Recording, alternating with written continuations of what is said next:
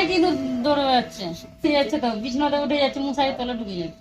Paste control করেছি কিন্তু তাতেও ওদেরকে কন্ট্রোল করা যাচ্ছে না। ইঁদুর ধরার জন্য মেশিনও বেশ কিছুদিন ধরে আমরা ব্যবহার করাচ্ছি, কিছু ধরাও পড়েছে। হাসপাতালে চিকিৎসা করতে এসে এবার ইঁদুরের আতঙ্ক মালদা মেডিকেল কলেজ হাসপাতালে। রোগীর শরীরে ইঁদুরের কামড়ের অভিযোগ উঠল। আধুনিক একটি হাসপাতালে এমন ঘটনায় স্বাভাবিকভাবেই পরিষেবা এবং পরিকাঠামো নিয়ে নতুন করে প্রশ্ন উঠছে। রোগীর বেডের পাশেই রাখা হয়েছে ইঁদুর ধরার কল। হাসপাতালের ওয়ার্ডে যত্রতত্র ঘুরে বেড়াচ্ছে বড় বড় ইঁদুর। এমনই অভিযোগ রোগীর পরিজনদের। অসুস্থ রোগীর শরীরে ইঁদুর কামড়েছে বলেও অভিযোগ উঠেছে। মালদা মেডিকেল হাসপাতালের মহিলা ট্রমা বিভাগের এক রোগীর আত্মীয় গোটা পরিস্থিতির ভিডিও করেন।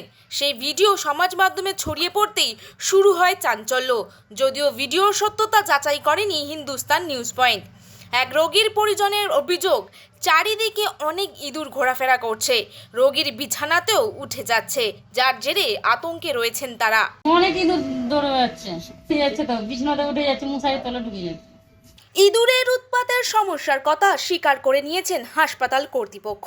মালদা মেডিকেলের সহকারী অধ্যক্ষ প্রসেনজিৎ বর জানান, এর জন্য পেস্ট কন্ট্রোলের ব্যবস্থা করা হয়েছে, কিন্তু তাতেও সমস্যার সমাধান হচ্ছে না।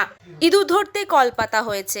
ইঁদুরের উৎপাত এটা আছে এবং যেটা আমরা রিসেন্ট পেস্ট কন্ট্রোল করেছি কিন্তু তাতেও ওদেরকে কন্ট্রোল করা যাচ্ছে না। ইঁদুর ধরার জন্য মেশিনও বেশ কিছুদিন ধরে আমরা ব্যবহার করাচ্ছি, কিছু ধরাও পড়েছে।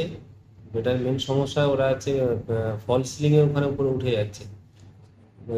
ফল সিলিং থাকার জন্য ওদেরকে কন্ট্রোল করার একটু সমস্যা হয়ে যাচ্ছে।